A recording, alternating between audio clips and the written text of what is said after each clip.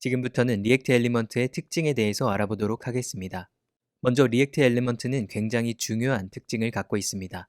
바로 불변성입니다. 화면에 보이는 문장에 나와 있는 것처럼 리액트 엘리먼트는 임뮤터블한 특징을 갖고 있습니다. 여기서 임뮤터블이라는 단어가 조금 어렵게 느껴지실 수도 있는데, 먼저 뮤터블이라는 영어 단어는 변할 수 있는 이라는 뜻을 갖고 있습니다. 여기에 부정의 의미를 가진 im을 앞에 붙이면 변경할 수 없는, 불변의라는 뜻을 가진 단어 immutable이 됩니다. passable과 impassable을 떠올리면 이미 부정의 의미를 가진다는 것을 쉽게 기억할 수 있습니다. 불변성은 말 그대로 변하지 않는 성질을 의미합니다. 즉, 엘리먼트가 불변성을 갖고 있다는 것은 한 번 생성된 엘리먼트는 변하지 않는다는 것입니다. 다른 말로 표현하면 엘리먼트 생성 후에는 children이나 attribute를 바꿀 수 없다는 말입니다. 그렇다면 여기에서 궁금증이 하나 생기게 됩니다. 리액트의 엘리먼트라는 것은 우리 눈에 보이는 것을 기술한다고 했는데 엘리먼트가 변할 수 없다면 화면 갱신이 안 되는 것 아닌가? 라는 의문을 가질 수 있습니다. 이러한 의문을 해소하려면 엘리먼트의 불변성에 관한 설명을 다시 한번 자세히 읽어보아야 합니다. 엘리먼트 생성 후에는 children이나 attribute를 바꿀 수 없다. 여기에 우리가 놓친 부분이 있죠. 바로 엘리먼트 생성 후에는 이라는 부분입니다. 즉, 엘리먼트는 다양한 모습으로 존재할 수 있지만 한 번 생성된 다음에는 변경이 불가능하다는 뜻입니다. 우리가 붕어빵 가게에 가면 붕어빵 틀에 반죽을 넣고 시간이 지나면 그 안에서 붕어빵이 구워져 나오는 것을 볼 수 있는데, 구워져 나온 붕어빵의 속 내용은 바꿀 수 없는 것과 같은 이치라고 생각하면 됩니다. 이 그림처럼 말이죠.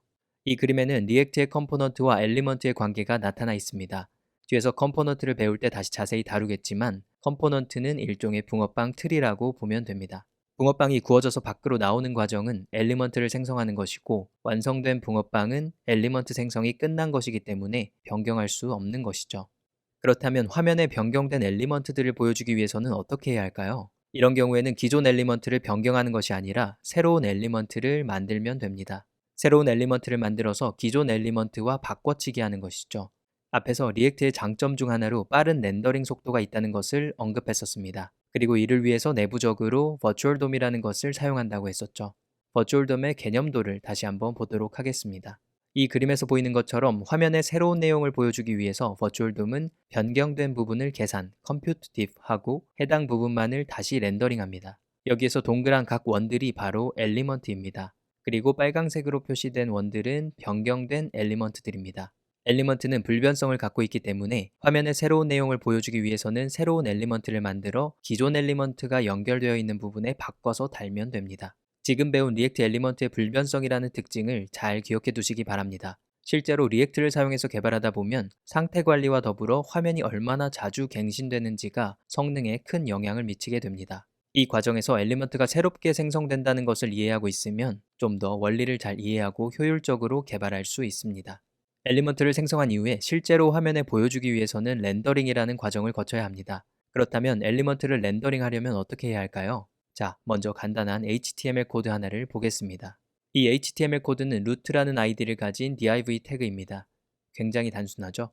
단순하지만 이 코드는 모든 리액트 앱에 필수적으로 들어가는 아주 중요한 코드입니다. 실제로 이 div 태그 안에 리액트 엘리먼트들이 렌더링되며 이것을 root DOM 노드라고 부릅니다. 이 div 태그 안에 있는 모든 것이 리액트 돔에 의해서 관리되기 때문입니다.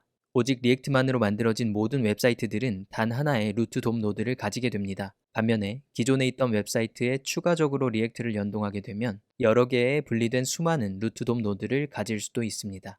아까 앞에서 봤던 버추얼 돔 그림에서 가장 최상단에 있는 동그라미가 바로 루트 돔 노드라고 보시면 됩니다.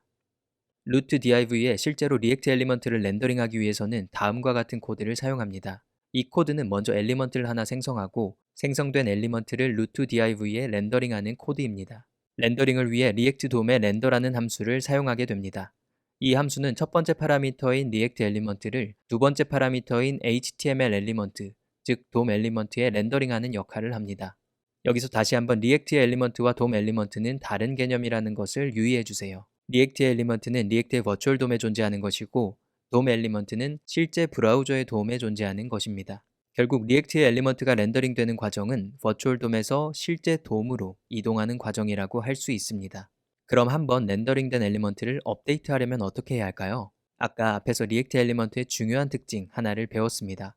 바로 불변성입니다. 엘리먼트는 한번 생성되면 바꿀 수 없기 때문에 엘리먼트를 업데이트하기 위해서는 다시 생성해야 합니다. 예제 코드를 한번 보도록 하겠습니다. 이 코드에서는 틱이라는 함수를 정의하고 있습니다.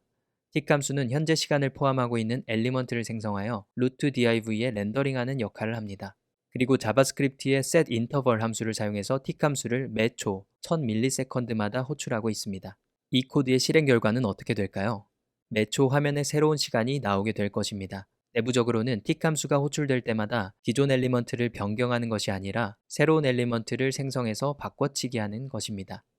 이 그림처럼 크롬의 개발자 도구를 통해서 보게 되면 갱신되는 부분만 반짝이는 효과가 나타나게 됩니다. 매 초 새로운 엘리먼트가 생성되어 기존 엘리먼트와 교체되면서 내용이 변경되고 변경된 부분에 반짝이는 효과가 나타나는 것입니다. 리액트 엘리먼트의 불변성 때문에 엘리먼트를 업데이트하기 위해서는 새로 만들어야 한다는 중요한 사실을 꼭 기억하시기 바랍니다.